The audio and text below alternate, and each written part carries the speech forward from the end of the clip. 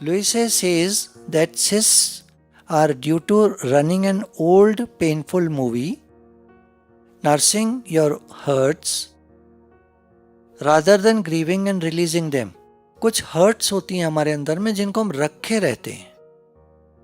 ग्रंथियां मतलब कुछ गांठें, मतलब विचारों की गांठें. ऐसा क्यों, ये क्यों, वो क्यों, ठीक नहीं है, ये गलत है, वो गलत है. तो कुछ मन के विचारों की गांठें हमारे ब्रेन में रहती हैं. वो कहीं भी शरीर में गांठों के रूप में परिवर्तित हो जाती हैं. ऐसा क्यों, ऐसा क्यों. तो क्या है बेटर, क्या तरीका, ये कह रही है कि आप कोई मेंटर ढूंढो, उनको बताओ, अपनी बात को कहो और रिलीज कर दो. फिर उनकी बात मान लो. I am willing to change जब वो कहते हैं तो हमें बिल्कुल सोच लेना चाहिए I am willing to change, और अंदर की बातों को निकाल दो. ये दुनिया कौन सी सच्ची है, कौन सी हमेशा रहने वाली है. क्यों हम जिंदगी को बोझिल बना रहे हैं, मुश्किल बना रहे हैं. आसान बनाए जीवन को.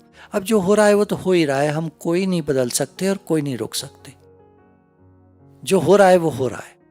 तो release the guilts, release the resentments, release the old hurts, feelings जो भी हैं, पेनफुल फीलिंग्स हैं, उन सबको रिलीज कर देना चाहिए.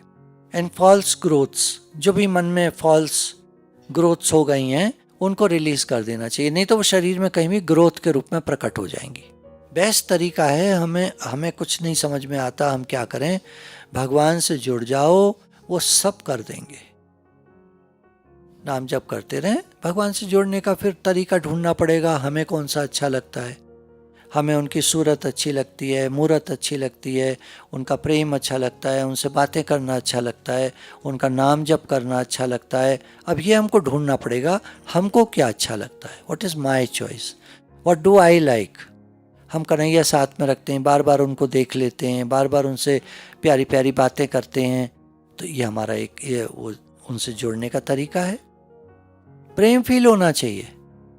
नाम जब भी कर रहे हैं, प्रेम से कर रहे हैं, बहुत आगे बढ़ा देगा, भगवान के पास पहुंचा देगा. तो एक बार की बात है, एक महात्मा जी, एक माता जी घर में रहती थी. तो होता है किसी तरह संपर्क हो जाता है, कभी हरिद्वार गए, वृंदावन गए, वहाँ किसी महात्मा जी संपर्क हो गया. तो महात्मा जी आए हुए थे. तो वो कहते हैं माता जी अपना घर तो दिखाओ जरा, ये नीचे का फ्लोर है, ये किसका है.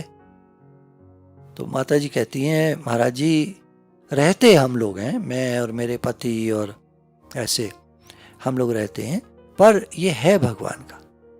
तो माता जी कहती हैं महाराज जी ऊपर चलिए. फर्स्ट फ्लोर पे आ जाते हैं, पूछते हैं ये किसका है. तो कहती है महाराज जी रहता बड़ा लड़का है पर है भगवान का, ये फ्लोर भगवान का है. पहला भी वो उनका बताया भगवान का है, दूसरा भी भगवान का है. और ऊपर चले, सेकंड फ्लोर पे आ गए, ये किसका है. वो पूछने का तरीका उनका वही था, ये किसका है. तो माता जी बोले महाराज जी रहता इसमें छोटा लड़का है पर है ये भगवान का. फिर ऊपर पहुंचे छत पे, वहां एक मंदिर बना हुआ था. तो महाराज जी कहते हैं ये किसका है. बोले ये ठाकुर जी का है और ठाकुर जी मेरे हैं.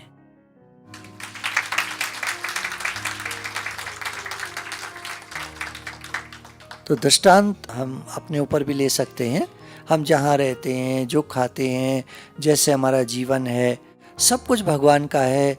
भगवान खिलाते हैं, भगवान देते हैं, भगवान चलाते हैं, सारी शक्ति भगवान की है. अब जाइए हॉस्पिटलों में, कितने हॉस्पिटल भरे पड़े हैं, कितने तरह के लोग. जैसे इन्होंने बताया कि मेरे जीवन में सेकंड टाइप की गांठ आई है और जिंदगी भर रहेगी ये, और क्या हो जाए इसका आगे नहीं पता. और वो समय के साथ गायब हो गई है, थोड़ी बहुत रह गई हो जो भी है, पर वो खत्म हो गई लगभग. तो ये सब जो है, ये सुप्रीम जो पावर है ना, कॉस्मिक एनर्जी, जब हम नाम जप करते रहते हैं शांत भाव से, तो हमारे अंदर में कॉस्मिक एनर्जी प्रवेश करती रहती है और वो सारी बॉडी को हील करती रहती है.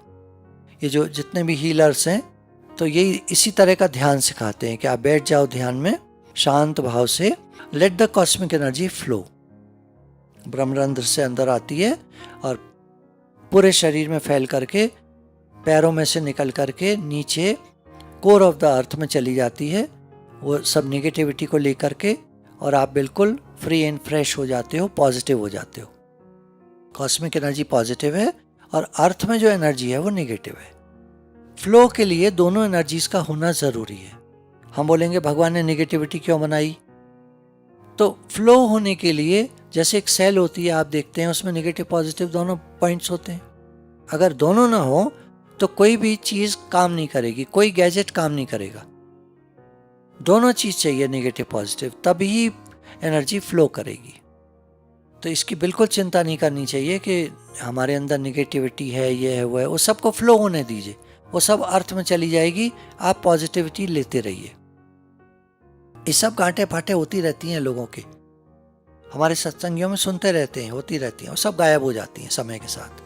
बिल्कुल नहीं सोचना है, बिल्कुल परेशान नहीं होना है, बस भगवान के समर्पित हो जाइए। हे नाथ, हम आपके हैं, आप जानो, आप जानो, आप देखो। डॉक्टर क्या कह रहा है भूल जाइए। तो जीवन में कारण परिस्थिति आती हैं, सबके आती हैं। अपनी विचारधारा को ठीक कर रहे हैं, हम भगवान के समर्पित होएं, भगवान का खूब नाम जप करें, भगवान से प्रेम बढ़ाएं, सब ठीक हो जाता है। एक दृष्टांत है हमारे जीवन के बारे में। एक बार एक आदमी चांदनी रात में खड़ा था, कहता है चांद कितना सुंदर है, कितना सुंदर है, पर काश इसमें दाग ना होता। इतने में कोयल जो है एक पेड़ पर रात को उड़ जाती हैं, जैसे कभी कभी बोलने लगती हैं, तो कुहू कुहू करने लगी। तो कहता है कोयल कितना सुंदर गाती है, कितना सुंदर गाती है, काश ये काली ना होती तो। है ना, लोगों को प्रॉब्लम हो जाती है बिना बात के प्रॉब्लम। जो भी भगवान ने बनाया है ठीक है, सब बढ़िया है।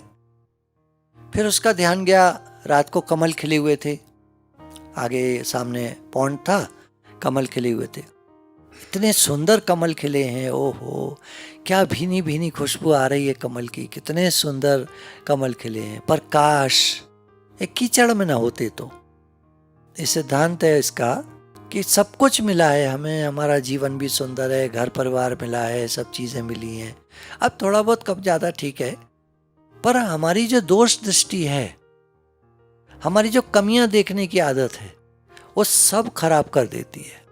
इतना बढ़िया जीवन, इतना सुंदर जीवन हमारा, उसको सारे को खराब कर देती है। तो एक आदमी एक और वहां खड़ा हुआ था चुपचाप अपना, वो भी देख रहा था और इस आदमी की बातें सुन रहा था, बड़बड़ा रहा था ये। तो पास आता है, कहता है भाई साहब तुम कितने अच्छे आदमी हो, तुम कितने अच्छे आदमी हो, काश तुम्हें बुराई देखने की आदत ना होती तो। ये बात यहाँ पूरी होती है। हमें भगवान ने सब कुछ दिया है, सब कुछ है हमारे पास।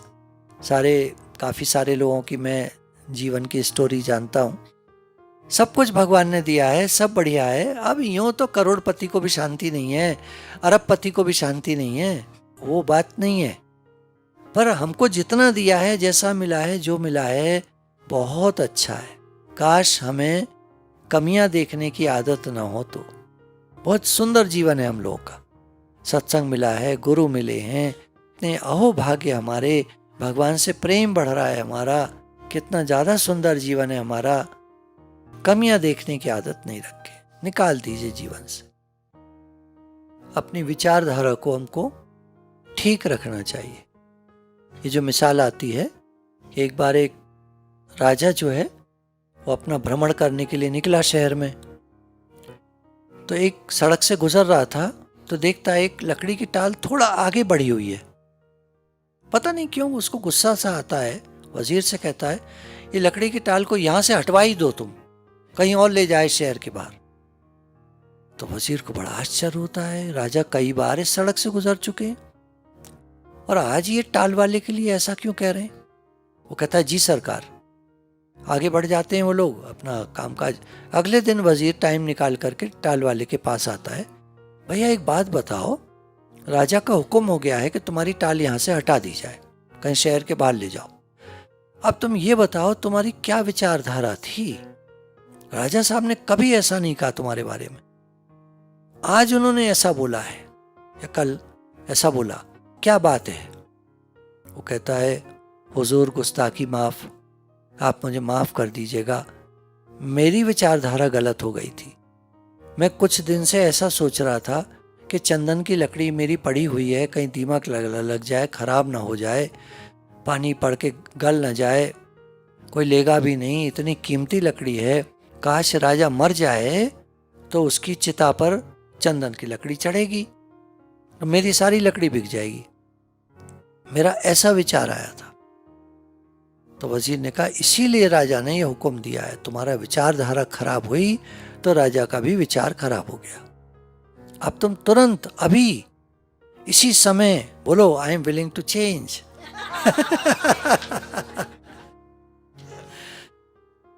तो वो लकड़हारा जो है वो कहता है yes sir I am willing to change. उस जमाने में इंग्लिश नहीं चलती थी पर इन लोगों ने सीख ली थी। तो वजीर कहता है ऐसा सोचो राजा साहब यज्ञ कराएं, यज्ञ कराएं, उसमें तुम्हारी सारी चंदन की लकड़ी निकल जाएगी। तुमने क्या गंदी बात सोची, पॉजिटिव सोचो।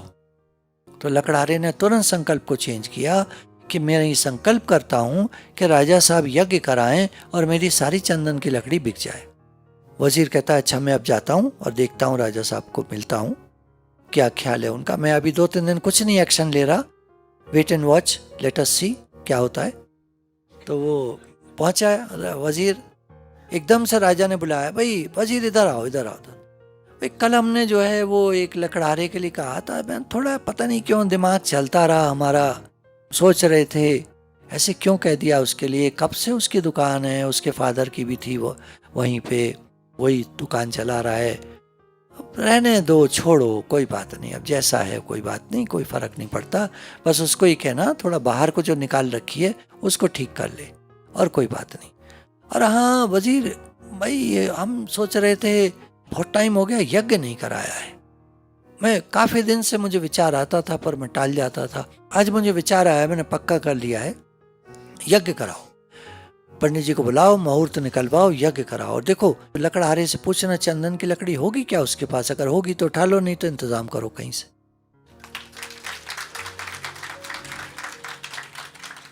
बदले विचार बदले जीवन।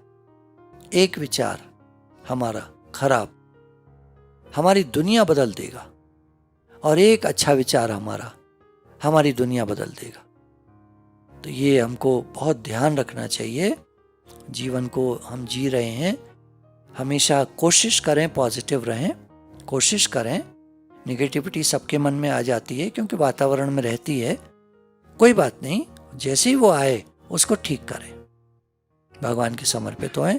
आई एम विलिंग टू चेंज, हे नाथ, हे प्रभु मेरे से गलती हो रही है, मैं इस नेगेटिविटी से मिल रहा हूँ, हे प्रभु आपकी शक्ति से हो सकता है बिल्कुल कि ये मेरी पॉजिटिविटी में बदल जाएगी, सारी नेगेटिविटी निकल जाएगी, तो प्रभु मेरे ऊपर कृपा कीजिए, मैं आपका बच्चा हूँ, मैं आपका दास हूँ, प्रभु जैसे आप कहना चाहें।